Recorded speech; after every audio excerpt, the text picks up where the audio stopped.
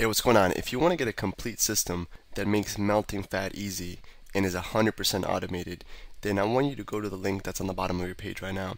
YouTube doesn't let me make that link clickable, so you're actually going to have to type it into your browser, or I also put the copy of the link in the description so you can click on that or type it into your browser. Alright, for now, enjoy the video, and after you're done with this video, make sure to go to that link to get a complete fat melting system.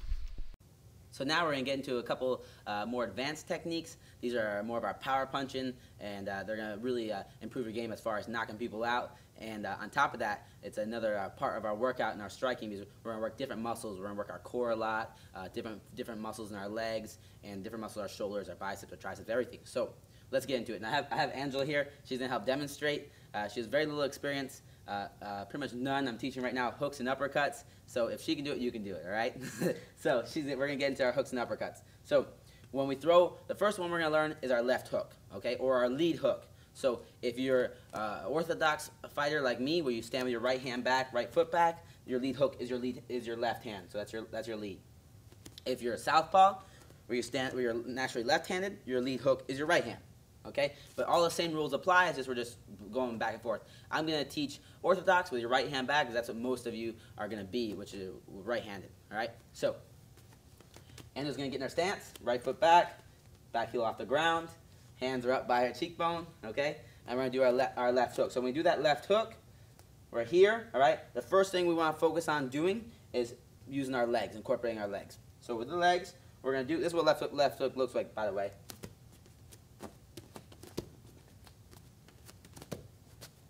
All right, very simple. So left hook, we're on cheekbone level, elbows down. When we throw this left hook, the first thing we want to focus on doing is twisting our lead leg. All right. Now this is the one of the exceptions where that back heel is going to go to the ground. So first step we're going to do, back heel to the ground. Boom. Left heel up and pivot. Okay. Pivot. Now if you see how Angela, she's not doing anything except pivoting off her left foot to pivot. Boom. Good. So she get back in her stance, right heel off the ground. And now when I say pivot, drop the right heel, pick up the left heel, and pivot. Perfect. And 1, 2, 3. Good. So start in your stance, back heel off the ground, and pivot. Good. And the pivoting's doing is, go back to the beginning. When she pivots, her hip is here. Now she's going to pivot, and now her hip's over here. And that's twisting your whole body, so now we can really land that power shot and incorporate our whole body in this workout. So we're using our obliques right here. We're using our legs, our calf muscles, everything, and we're going to really fire that left hook in there. So now upper body portion. Upper body portion, when we throw this left hook, we want, again, whenever you're punching somebody, we're hitting these two big knuckles. The elbow's going to come up, hands going to go out, and with this hook, you can try a couple ways. Whatever one you're more comfortable with, you can have your hand like here, like so, or like so. Either one's fine. Okay, so you can twist it thumbs up or thumbs pointing you. They're both fine depending on which world champion coach you train with.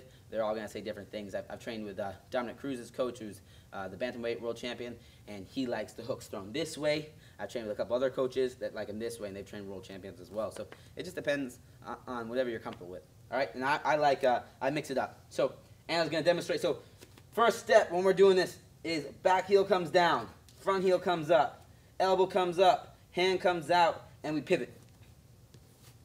All right, that's simple. So back heel down, front heel up, elbow up, hand out to wherever the target is. This is going to be a variable, okay? We want to keep it pretty hooked, though, hence the name hook. And right here, I'm pivoting.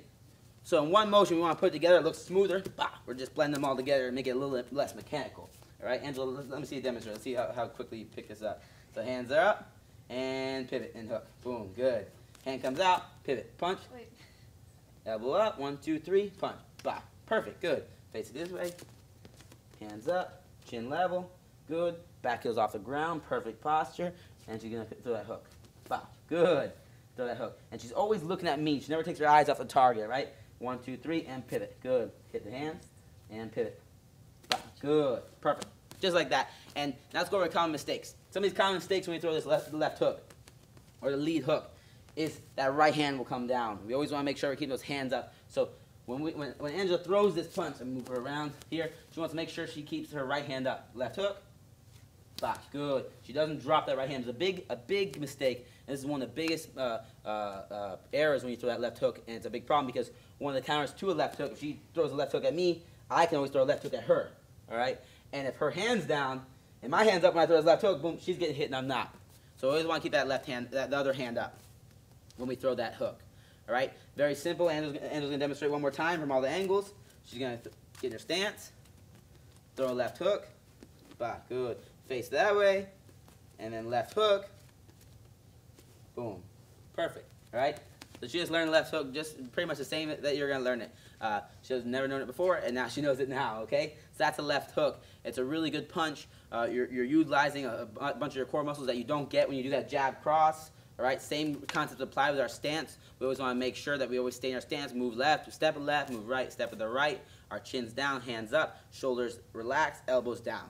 All right, so now let's get into our next punch. Whoa, let's one little thing. When we throw the hooks, all right, we're only going to throw right now, learn with our lead hook. A lot of people like to throw against this stance, they like to throw this right hook or the back hook. And for right now, we're starting off, we're not going to learn the rear hook. It's really an unrealistic punch. For right now, it takes too long to hit. And if we get used to throwing that, it's going to build bad myelin. And you're just going to be like, if you've ever seen like, street fight people going like this. And we don't want to do that. We want to be trained. So we throw straight punches down the pipe. And these are a lot faster to get to them and a lot more effective. This lead hook is close. That's why we can throw it. Boom. But if I try to throw this right hook, it takes so long to get to. If you go against anybody experienced, they're going to be able to tag you or hit you before that right hook gets there. Okay? So we're only going to learn lead hook right now. Let's get into uppercuts. We're in our stance. She's getting in our stance. Okay? When we throw the uppercuts, lead or rear uppercut, we're going to learn both. The same rules apply. We always follow it with the hip and we follow it with the foot. So meaning, I'm going to demonstrate first. Uppercut, uppercut, uppercut, uppercut, uppercut. So same rules apply. Whenever we throw this uppercut, we're going to follow it with the hip. So if I throw right uppercut, I'm following with the hip and the foot. So I dip down, the hip follows, the foot follows. Wah! That's where I'm getting all my power in my legs, okay? Same thing left, the lead uppercut. Boom, hip follows, foot follows. Bah! I twist it in that direction. So I'm gonna teach Angela these uppercuts. So she's in her stance, okay? Let's do this way, Angela. She's in her stance, hands are up, cheekbone level, elbows are down. When she throws the uppercut. Now if we just throw an uppercut like so, all we're using is our shoulder, and we want to use our whole body. One, means we want to be able to strike harder, and two, we want to make it a full body workout so we get ripped. So right here, hands are up. She's going to learn the right uppercut first. First thing we want to do is we want to drop our level just a little bit. Now our legs are loaded. We cocked our legs. Second thing we want to do is bring our hand just down a little bit. And third thing we want to do is fire that hip forward and twist that right foot as we throw the uppercut up. Bah! Just like so, okay? So in one motion we go down, up. Good. And you go down, hand drops, and up. Boom. Now another reason we go down is because I want to keep this hand by my face as long as possible. If I just come here, now it's my hand's really far from my face. I want to go down, cock it a little bit, and up. Hey, what's going on? If you're enjoying the video so far, do me a huge favor and click on the like button below. You'll get your good deed for the day out of the way. It helps me out a lot. Also, go ahead and subscribe and leave a comment. Something as simple as good video or I enjoyed the video. It really helps me out with YouTube. Alright, here's the rest of the video. Okay? Bah! Throw an uppercut. This strikes, the hook and the uppercuts are really good strikes because when people get used to, if their hands are up, they get used to blocking these front ones, bah, bah, bah, and then they get their hands up and then you throw your side ones or right up the middle ones for uppercuts. They're really powerful strikes. They're personally my favorite strikes. So that's the rear uppercut. Angela, show us one more time that rear uppercut. Dip, pop, good. She dips, drops it down, and loads it. Dip, drop it down, and uppercut. Boom, good. Now lead one's the same thing. It feels a little awkward because the lead one's right here, but I'm gonna show you a couple of tips to get this one down. A lead one, if we just drop here, it feels weird. So what we want to do is we want to cock it. So we drop and dip a little bit. So now it's loaded up. I loaded up my hip. Same rules apply. Drop it a little bit and fire up. Follow it with the hip and the foot. So Angela's going to demonstrate. So now Angela's going to demonstrate our lead uppercut. So she gets in her stance. Good. Back heels off the ground. Perfect. Her hands are up. So she's going to lower her level and cock this left side. So lowers her level and see how she loads up her hip and her shoulder. Now she dips it down a little bit, and at the same time she's going to follow her hand up with her shoulder, with her foot and her hip. 1, 2, 3, up, bah. Just like so. And her right hand stays up. She's not making that common mistake where her right hand drops. So do it again, Angela. Let me see. Dip and up. Bah. Good. Dip. Here and up. Boom. Good. You want to drop that hand a little bit because if you just dip and here, you're not going to hit anything. Yeah, here, drop it down and come out. okay? You might come out, but the target's going to be in front of you. So, Angela's going to do it one more time. Bah, better. Good. She's got it down. And obviously you can see the reason that you're watching this is that you need to practice, you need to learn. Okay, so if everyone got it their first day, if you got the uppercut the first time you tried it, everyone would be like world champions, or everyone would be like professionals. So it takes practice. You're learning it today. You're going to get it down really well, but then tomorrow's going to be even better, and the next day it's going to be even better, and 2 months from now you're going to have it like a pro. But you don't learn everything like a pro the first day. That's why you're watching this. That's why you're going to practice, and you have to build that myelin up. All right. Even though you see it and you understand all the little details, your body and the muscles, they don't know how to work properly to get this done. So you're going to teach your body how to do it, and eventually it's going to be instinctual. You know, somebody tells me to throw a cross, now I can throw it. Angela, we just did the jab cross last time. Angela, let me see that right uppercut. She's gonna throw a better right uppercut than she did last time. All right. So the right uppercut here, she's gonna dip down and pop it off. Bah, perfect. All right. Now you see that little common mistake she made? Do that uppercut. She wants to keep this hand up. All right. The big mistake is we drop our hands when we throw these uppercuts, or we throw a jab or cross or anything. So she dips down again, right uppercut, boom, perfect. Okay. So that's our left uppercut, our right uppercut, and our left hook, or our lead hook. So we got lead, uppercut, rear uppercut, and lead hook. These are really dynamic strikes. If we're in our stance, I'm boxing Angela right now. I got my straight punches now because we learned our jab cross. I have my uppercuts, I have my hooks, boom. So we can mix it up now. It's a lot harder game for other people to stop. And on top of that, we have a more dynamic game, so we can use our full body and get a full body workout every time we do these things. So we're working all areas of our abs, all areas of our legs, all areas of our shoulders and our arms, our biceps, our triceps, everything. All right. So let's go into detail now. A little bonus. And their stance. I'm gonna have you right here. Get your stance back off the ground. Perfect. A little detailed bonus I'm gonna show right now is key points to hit somebody. So since we're training, since you're learning how to strike, you might as well learn where to hit somebody. These are really good for self-defense. They're really good for competition, not just punching at the face and punching at the stomach and the body. I tell my students all the time that we never aim for the head and we never aim for the body. Never. It's pointless. There's no reason to train. People that don't train and if somebody goes to fight Angela, they're gonna try to punch her in the face and punch her in the body. We're never gonna punch to the face or the body. We're gonna punch specific areas. So I'm never gonna punch the face. I'm gonna punch to the nose. I'm going to punch the chin. I'm going to punch the edge of the chin. I'm going to punch the temple. I'm going to punch behind the ear or at the ear. I'm going to punch the liver, the kidneys, the middle of her solar plexus and knock the wind out of her. I'm going to punch specific areas. So we have our liver, our nose, our chin, temple, all these places. So the nose is one of the key places we're going to attack. If you hit the nose, when we hit the nose, it's gonna make your eyes water. If you break it with our jab, our cross, our hook, our uppercut, any of those, it's gonna do a lot of damage and it swells up so they can't see. Second place we have is the chin.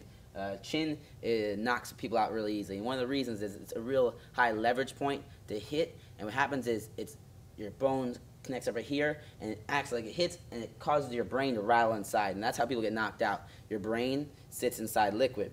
And then there's a skull. And if your brain gets hit so hard that the brain goes through the liquid and hits the skull and bounces back, that's how you get knocked out. And the chin's one of the key places you want to hit to knock somebody out. So we want to aim for the edge of the chin. We want to aim for the eyes. If we can hit somebody with 2 knuckles in the eyes, it's going to blind them in that eye. Also to break that orbital bone, because your eye is designed, if it gets hit hard enough, that it'll drop down in your face, in your skull, behind your orbital bone, and your orbital bone will break to protect it. So that's your body's designed to protect your eyes. Your eyes are one of your key elements of life. You have to have your eyes. So hitting the eyes, hitting the temple, right, anywhere around the ear is going to cause serious damage, and also on top of that, it's going to be a lot easier to knock you out and knocks off your equilibrium. As for the body's the most underrated place to strike. It's my favorite place to strike. I like to attack the liver specifically. So if somebody's face me, fighting, boom, in stance, good, she's fighting me, right? The liver is always on the right side of a person. So it's on my right side. It's off to the, if I take the middle of my right side, it's right in the middle, right under the rib. So if I take the middle of Angela, the middle of her right side, right here, find her ribs right here, it's right under the rib. So if I can connect right there, boom, here in the liver, it'll shut down your body. It's the most painful place to hit. If you ever see somebody getting hit in the liver, they get hit and they can't move, they fall to the ground, it's crazy bad. Also got the kidneys, which are right behind like the love handles, right here, and it causes you to pee blood, and the sternum, right in the sternum, hit somebody, knock the wind out of them, okay? We want to hit the specific areas. We're not just aiming for the body, liver, sternum, kidneys, soft spots, which are all on the side right here under the ribs, very soft, and they hurt a lot. So these specific areas are points we want to attack with our jab, our cross, our hooks, and our uppercuts. Right? So it's really crucial that we attack those points. So for drilling, I want a total of 100 strikes. It can be 100 of either uppercuts or hooks. Either one of those, you're going to do 100 of them, and you're going to drill them on. We have Bob here, so we can go over our specific points to attack: the chin, nose, the liver, everything like that. If you don't have something like Bob, you just have a bag. You just want to focus on hitting specific points of the bag. So instead of just hitting the bag, I want to hit the edge of the E right here, or that yellow spot, so we get good accuracy. Because accuracy is key.